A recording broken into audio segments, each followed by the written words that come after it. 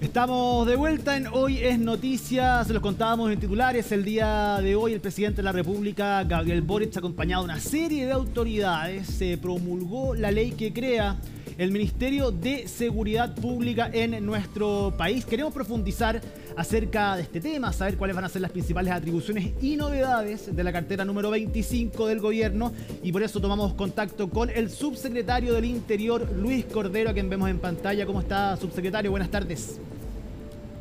Hola, buenas tardes, Ivo. ¿Cómo estás? Muy bien. Subsecretario, bueno, se promulgó el día de hoy el Ministerio de Seguridad. Queremos saber, aterrizar, porque tiene muchas atribuciones, tiene la creación de varios consejos. Acá participan muchísimas instituciones también, no solamente el Ministerio, que va a encabezar efectivamente gran parte de estas actividades y atribuciones. Pero en concreto, por ejemplo, ¿qué es lo que va a poder hacer el nuevo ministro o ministra de Seguridad Pública que el día de hoy, por una serie de motivos, no puede realizar la ministra Carolina Toa, por ejemplo?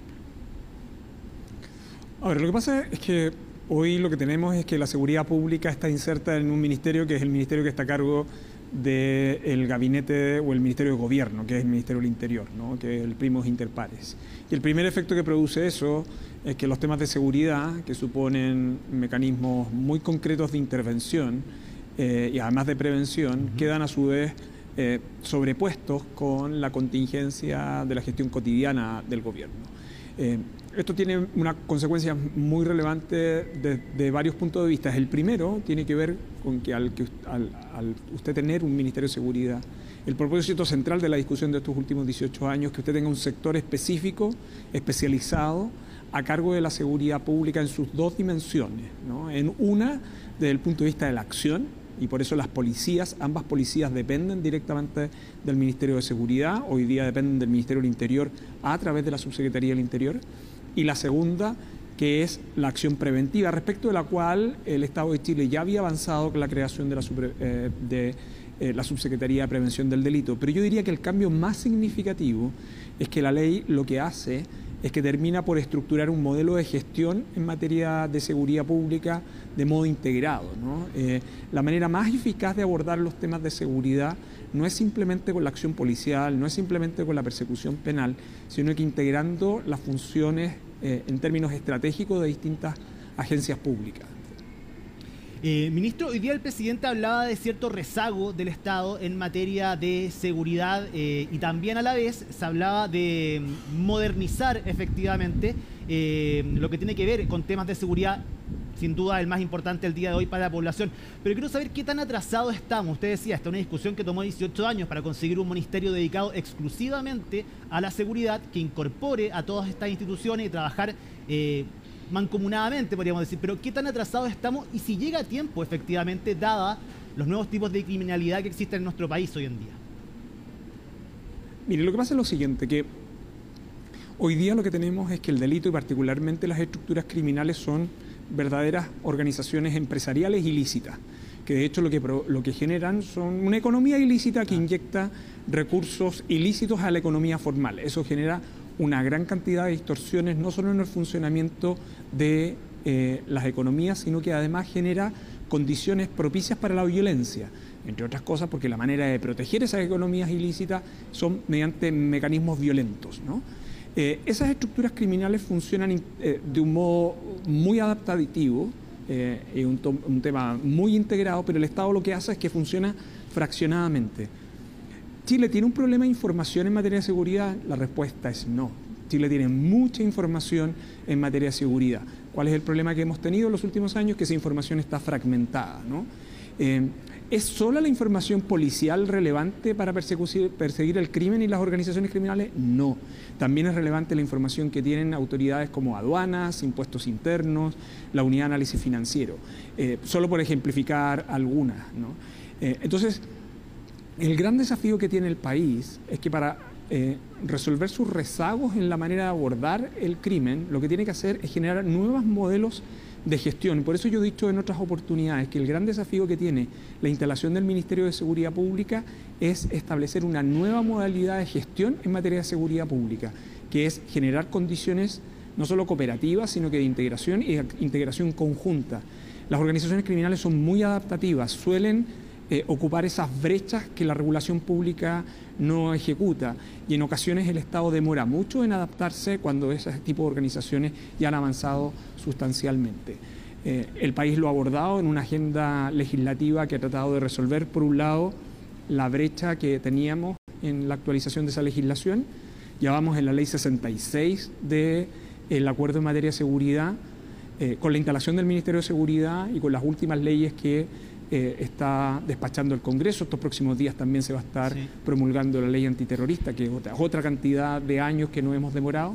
El país lo que enfrenta hacia el futuro es un nuevo modelo de gestión pública en materia de seguridad, y yo creo que eso es lo clave para poder ir alineando, ¿no? Cuando hoy día el presidente se refiere a ese rezago está muy vinculado a la capacidad de gestión pública en materia de seguridad. Y los plazos, subsecretario, recordemos que en principio en la cuenta pública el año pasado el presidente dijo que en el mes de junio en su próxima cuenta pública le esperaba estar ahí y que estuviese sentada la persona que liderara este ministerio, el Ministerio de Seguridad Pública. Pero luego él mismo adelantó estos plazos. Él decía 4 meses, y nosotros calculando ahí desde principios de diciembre, sería fines de marzo, principio de abril. Este es un ministerio al cual probablemente se le exija desde el minuto 1. La presión va a estar encima de ahí, se le va a exigir mucho, va a tener mucha fiscalización y se va a esperar mucho de él también. Ese trabajo de instalación va acorde también a la presión que va a tener en su instalación y los primeros meses, efectivamente, al revisar números, al ver lo que sucede en la calle, de no mediar un cambio grande que la gente pueda percibirlo. A ver, esto tiene que ver con capacidad institucional, con mostrar la fuerza del Estado. Y esa es la primera importancia de tener instalado el Ministerio de Seguridad y la creación de un ministro o ministra de Seguridad Pública.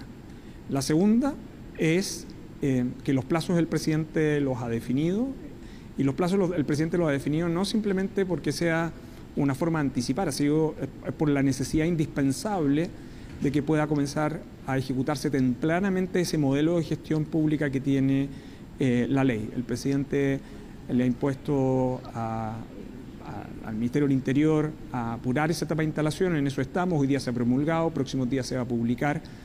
Nosotros ya estamos trabajando en las delegaciones legislativas que tiene esta ley para poder resolver temas como la planta del ministerio, el traspaso de funcionarios, y así el presidente pueda nombrar en los próximos meses, dentro del plazo que él ha establecido, el nombramiento del primer ministro o ministra de Seguridad Pública. Oiga, subsecretario, ¿y qué va a hacer usted? Porque sospecho solamente que su interés no va por el lado de la coordinación política que va a tener el nuevo subsecretario del Interior. Va a cambiar el rol, evidentemente, de la subsecretaría que usted dirige el día de hoy. No sé usted si su interés va por ese lado, quizás, de poder asumir como primer ministro de Seguridad Pública en nuestro país. Mire, yo he tenido el honor de desempeñar 2 cargos en el Estado, primero como ministro de Justicia y ahora como subsecretario del Interior. Los cargos son de nombramiento y de confianza exclusiva al presidente de la República. Es el presidente de la República el que le corresponde esa decisión. La responsabilidad mía hoy día en la subsecretaría del Interior es seguir a cargo de los temas de seguridad, además de otros temas que tiene esta subsecretaría, y viabilizar la implementación del nuevo Ministerio de Seguridad en las semanas que siguen, que es lo que nos ha solicitado urgentemente el presidente. Ese es el mandato que yo tengo hoy día y ese es el mandato específico al cual yo me encuentro abocado en la actualidad. Pero está disponible, si el presidente así se lo requiriera, se lo pidiera, se lo solicitara, ¿usted estaría disponible para poder asumir ese desafío? Yo he aprendido que en esto las disponibilidades importan poco. Aquí lo que importa es la decisión del presidente de la República. Y eso, en un sistema presidencial, todos los que estamos en este tipo de cargos lo debemos tener presente perfectamente. Bueno, vamos a ver un par de meses qué pasa, subsecretario. Lo quiero llevar, si es que es verdad, van cambiando las cosas. Usted ya ha cambiado, pasó de Justicia a Interior. Es una línea que quizás va a seguir, me imagino. Pero quiero llevarlo a otro tema, a Venezuela. Las declaraciones del canciller Iván Gil durante los últimos días, él dijo que las relaciones con nuestro país ya están completamente cortadas. Quería saber cómo influye eso en los procesos de expulsión y repatriación de venezolanos en nuestro país y cuál es el estado de esos vuelos particularmente, porque sabemos que se han seguido realizando vuelos a otros países, pero queremos saber qué pasa con Venezuela específicamente en este estado de las relaciones bilaterales. A ver, nosotros tenemos relaciones bilaterales en materia consular que se encuentran interrumpidas, eso ustedes saben y es un hecho público y notorio. El país sobre la situación de Venezuela tiene una opinión bastante clara. El presidente de la República así lo ha señalado, en particular en materia de violación de derechos humanos. Chile ha apoyado incondicionalmente la misión independiente de Naciones Unidas, del Consejo de Derechos Humanos de Naciones Unidas para la situación de Venezuela. Y mientras tanto el país mantiene, porque así como hay nacionales venezolanos en nuestro país, nosotros tenemos chilenos también en Venezuela, y por lo tanto, tal como ha dicho la ministra Toa, el país ante todo tiene que mantener ciertas relaciones básicas e indispensables por la condición de los nacionales de ambos países que se encuentran en ambos territorios. Pero si Venezuela ya asume que rompieron relaciones con nuestro país, ¿por qué nuestro país no asume que no existen relaciones efectivamente con Venezuela?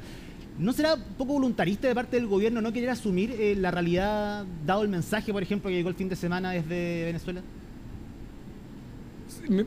Mire, en este tipo de cosas esencialmente tiene que ver con una cuestión que es clave, y me va a disculpar la deformación, pero la deformación profesional, pero el rompimiento de relaciones internacionales está sujeta al régimen de derecho internacional, y Chile se somete a ese régimen para comprender lo que significa esa naturaleza de rompimiento de relaciones. Mientras tanto, nuestras relaciones consulares se encuentran interrumpidas. Ya, pero eso va a generar efectivamente algún flujo de información, en solicitar cualquier tipo de información que se necesite. Bueno, hoy día por distintos tipos de razones hay instituciones de ambos países que requieren informaciones mutuas. Ese flujo de información para algunos asuntos no ha sido o se sigue desarrollando aún con determinados inconvenientes, pero... ¿Pero existe? Solo recordar que tenemos nacionales en ambos países, en el fondo, ¿no? ¿Pero existe algún tipo de comunicación hoy en día con Venezuela? Desde el punto de vista consular, ninguno. Otra cosa distinta a lo que significa el rompimiento de relaciones internacionales. El país tiene una vocación sobre este tipo de aspectos, con indiferencia de las oposiciones que uno puede tener respecto a determinados gobiernos. Uno siempre debe entender que las relaciones entre Estados son permanentes y que hay naciones y hay nacionales en ambos países que requieren también de particular atención. Siguiendo con el tema de Venezuela, pero con los que están acá en nuestro país, específicamente con los que han venido a delinquir a nuestro país, con estas células del Tren de Aragua, veíamos el día de hoy el inicio de esta audiencia previa de formalización a los detenidos después del mega operativo exitoso del conjunto de las policías en nuestro país, de los piratas de Aragua.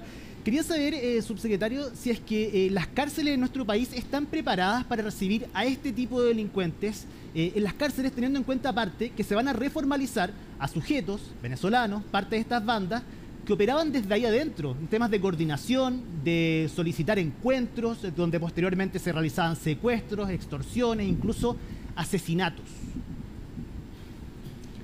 A ver, el sistema penitenciario chileno en esta parte ha tenido que adaptarse, como también otras instituciones, a este tipo de organizaciones. Como usted probablemente sabe, si uno mira las cifras en torno a organizaciones criminales de estas características, como el Tren de Aragua, el país desde el 2022 hasta la fecha ha detenido alrededor de 307 de estas personas en sus distintas facciones. Buena parte de ellos están en prisión preventiva, las condenas los juicios orales han comenzado. El caso más significativo fue el caso de los gallegos, y el país va a seguir utilizando a las policías y a la persecución penal para ser severo en este ámbito. Eso tiene un impacto, por cierto, en el funcionamiento del sistema penitenciario, que le ha implicado una serie de desafíos a Gendarmería. El gobierno ha anunciado qué medidas ha adoptado en ese sentido, pero respecto de este tipo de personas dentro de los establecimientos penitenciarios están sometidos a un especial régimen de observación. Y además, solo recordar que el día que se hizo el operativo también se hicieron operativos en 3 centros penitenciarios, precisamente por la red de información que tiene el Estado de la forma en que se vinculan estos sujetos. El hecho que tengan un determinado perfil de peligrosidad, en el caso de Chile, no ha implicado que el país detenga la persecución penal contra ellos. En el caso de ciudadanos venezolanos que no han podido ser expulsados del país, el Estado lo que ha pedido es que cumplan íntegramente sus condenas, de modo que ni siquiera accedan a beneficios, y esa es la política que el país va a seguir manteniendo. O sea, severidad en la persecución penal y en el cumplimiento de penas efectivas para las personas que están vinculadas a este tipo de organizaciones. ¿Cuál es el análisis que usted hace acerca de los miembros de estas bandas y cómo se incluyen dentro de nuestra sociedad? Ha llamado mucho la atención el caso de uno de los detenidos que era conserje de un edificio en la comuna de Ñuñoa, los comentarios que hacen los residentes de ese edificio. Hay otros también que tienen negocios establecidos en el centro de Santiago, que hacen vidas normales de día, que ingresan a la sociedad, pero tienen una doble vida. Es difícil, finalmente, me imagino, poder dar con ellos, por los contactos también. ¿Saben si es que de qué manera está permeada nuestra sociedad, quizás por gente que ha venido a nuestro país con una imagen, pero por otro lado cometen este tipo de delitos? A ver, hasta ahora las investigaciones penales, y yo diría que las investigaciones policiales han podido ir perfilando este tipo de sujetos. Nosotros, el país, es un hecho evidente el aumento que ha tenido. Solo ejemplificar, por ejemplo, hacia el año 2021, el 5% de las víctimas del delito de homicidio eran de nacionalidad extranjera. Hoy día es cerca del 16% de las víctimas de nacionalidad extranjera. Por otra parte, de determinado tipo de perfiles, un determinado tipo de delitos recurrentes en los cuales ellos participan. El ejemplo más claro de esto son secuestros extorsivos. Cuando uno mira a los últimos detenidos del último año, secuestros extorsivos, son todos de nacionalidad extranjera. Del total de detenidos que el país tiene asociado o vinculado a esta organización criminal a la cual hacía mención hace poco rato, el 90% de ellos están en una condición de irregulares, pero el 10% están en situación regular o estaban en una situación regular en el país. Y además de esto, los flujos de información entre determinado tipo de comunidades, las policías han ido estableciendo mecanismos para ir detectando adecuadamente esa información. Lo que quiero, hay algún tipo de aspectos de los cuales yo no puedo comentar públicamente, porque forman parte hoy día de las estrategias de persecución y sobre todo las estrategias operativas de la policía.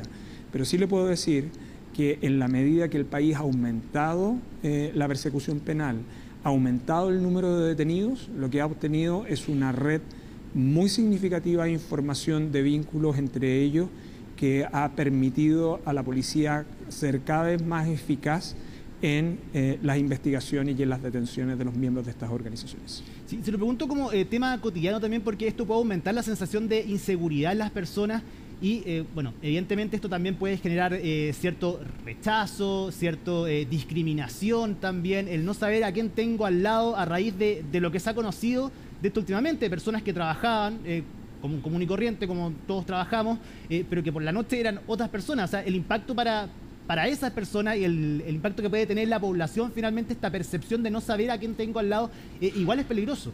Sobre todo teniendo en cuenta los llamados que han hecho de las autoridades a no tomar justicia por las propias manos, tener mucho cuidado también con el tema de la discriminación.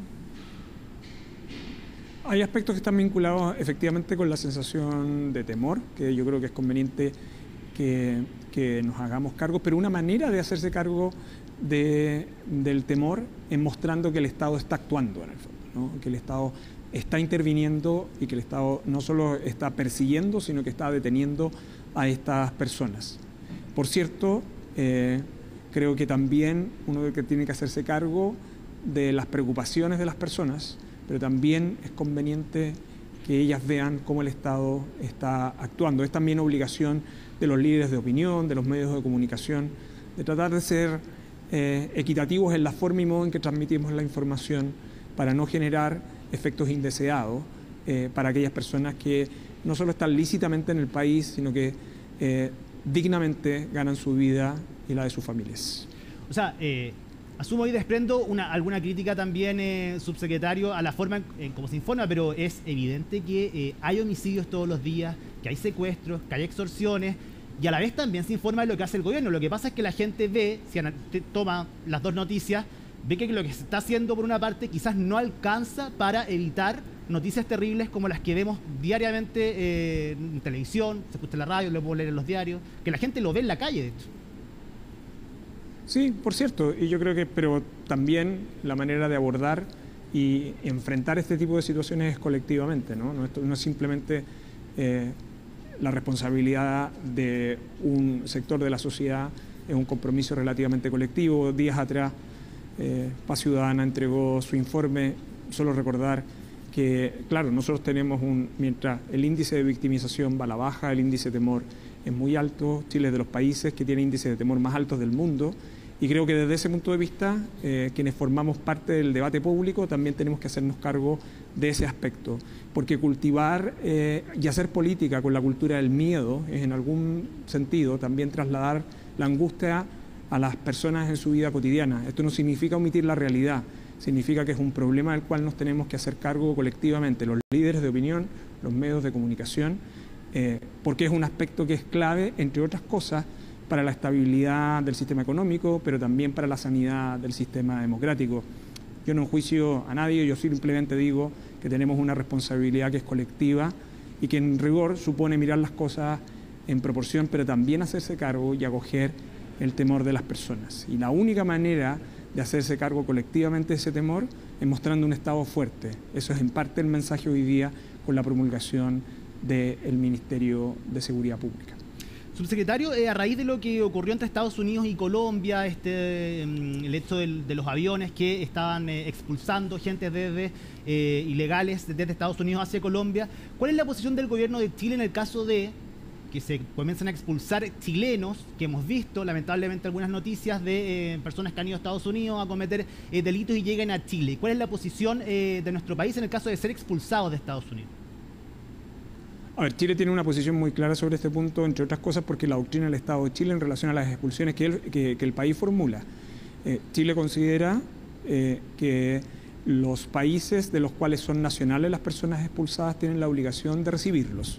Esa es la doctrina que el país ha exigido a sus vecinos también respecto a las personas que son expulsadas en el país. Esa es la doctrina del Estado de Chile, de modo tal que si hay personas que son expulsadas y que son deportadas, Chile en el pasado y hoy, por cierto, considera que a sus nacionales tienen la obligación de recibirlos.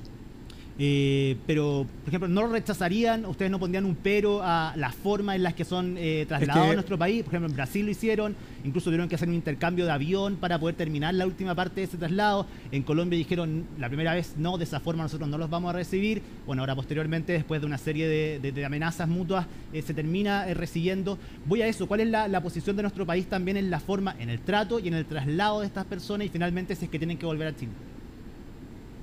A ver, esta mañana la ministra Toá fue muy clara sobre este punto. Chile, insisto, tiene una sola posición. El país tiene la obligación de recibir los nacionales expulsados o deportados del extranjero. Como así, el país, Chile, pide respecto de los países de origen respecto a las personas que expulsan. En el pasado no hemos tenido inconveniente y no vamos a tener inconveniente, por cierto, hoy o en el futuro. Pudo leer la publicación en redes sociales de Evelyn Matei, de la candidata presidencial, hablando acerca de, destacando a Estados Unidos, que como cualquier país soberano tiene el derecho de deportar a los extranjeros irregulares, más aún se han cometido delitos. Dice que el actual gobierno de Chile, en cambio, no deporta solo aproximadamente a 1.000 irregulares al año, siendo que hay 30.000 expulsiones pendientes. ¿Cómo toman esa crítica? Yo diría que sería conveniente que los asesores de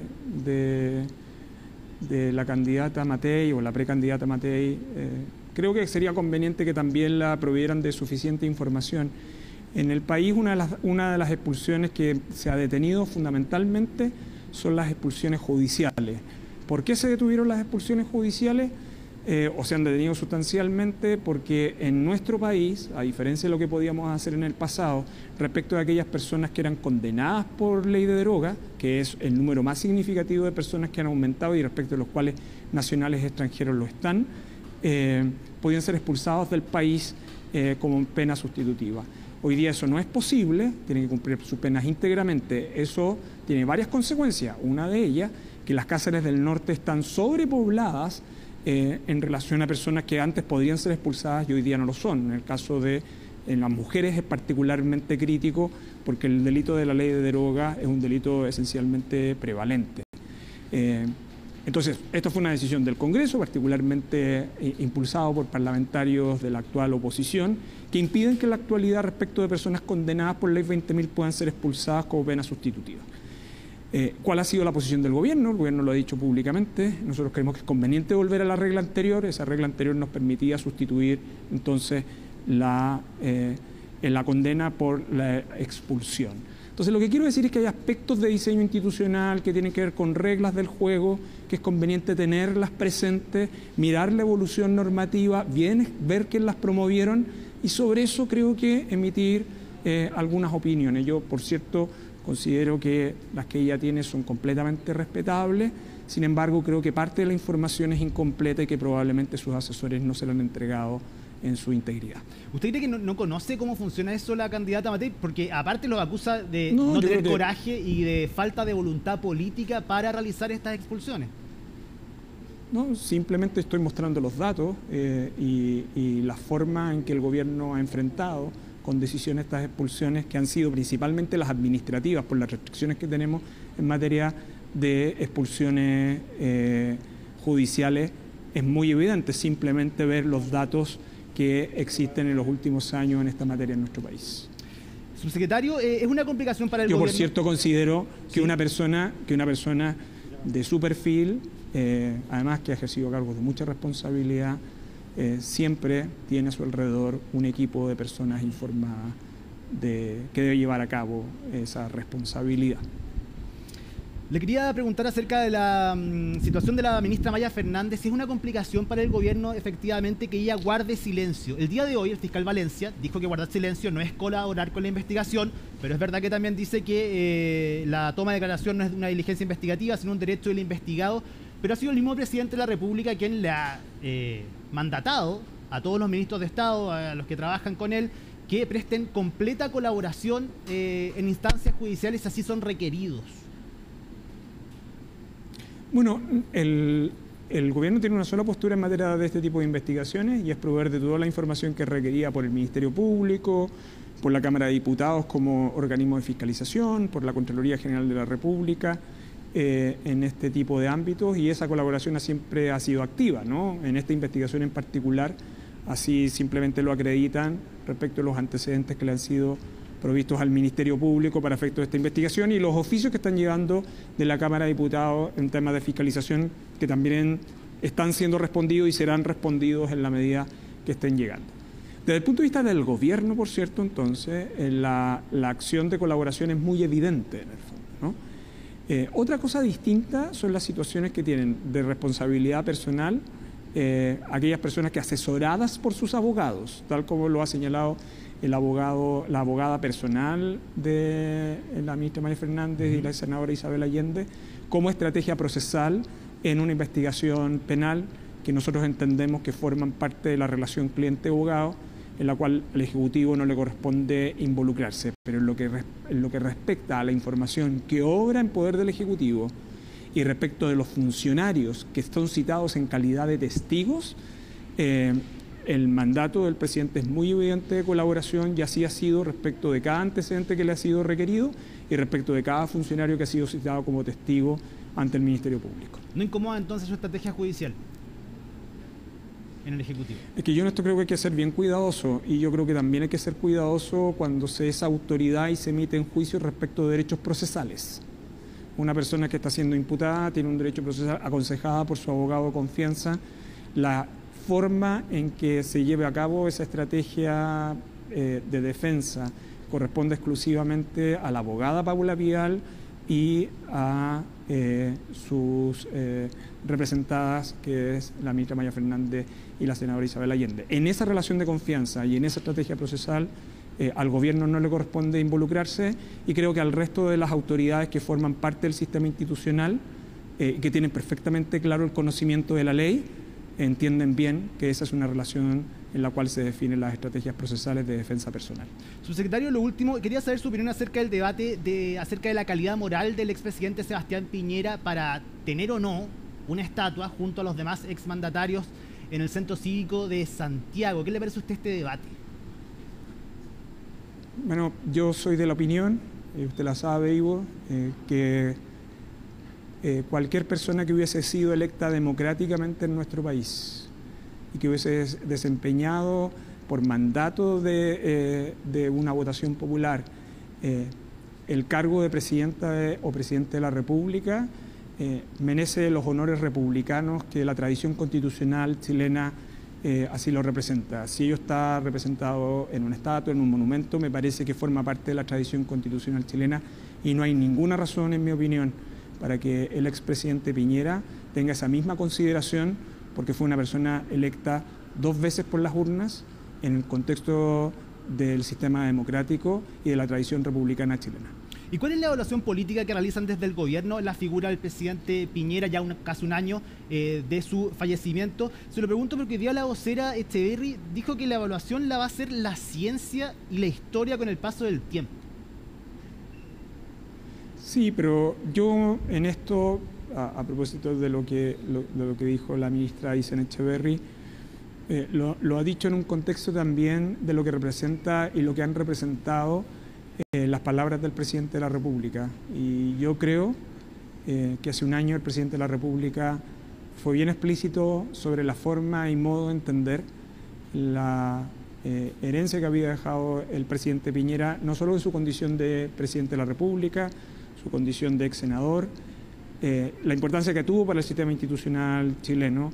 Y el presidente hace un año, y yo era ministro en ese momento y me acuerdo perfectamente bien de esos días, fue muy explícito en reconocer que pese a tener posiciones antagónicas o ser adversarios políticos, siempre entendió que era una persona leal con la democracia. Y yo creo que nosotros, en un contexto como en el que estamos viviendo a nivel mundial, recordar las tradiciones republicanas y que las diferencias políticas no nos hacen enemigos es quizá uno de los valores más importantes para resguardar el sistema democrático. Y yo me quedo con la forma y modo en que el gobierno enfrentó el lamentable deceso del presidente Piñera y la forma y modo en que el gobierno le reconoció los aportes que hizo al país. Y yo me quedo con eso porque creo que es lo genuinamente importante y relevante para la tradición democrática chilena. Luis Cordero, subsecretario del Interior, muchísimas gracias. ¿Me permite ¿Sí? ¿Me permite? ¿Sí? ¿Me permite? Sí.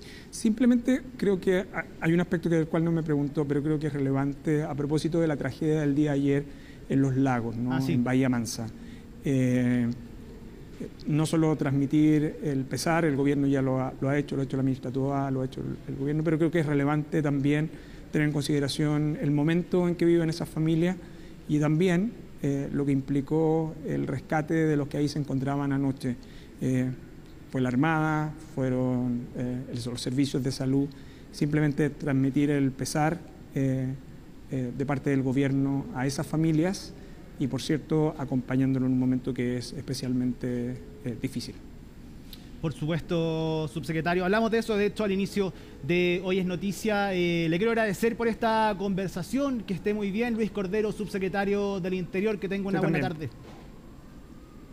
Igualmente.